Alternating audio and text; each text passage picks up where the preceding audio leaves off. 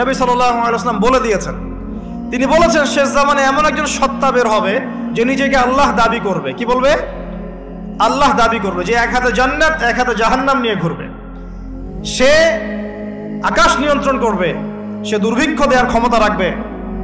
যারা তাকে ফলো করবে, যারা তার অনুসারী হবে, তাদেরকে সে সমৃদ্ধি দিবে। যারা ওকে ফলো করবে না, তাদেরকে সে মেরে ফেলবে।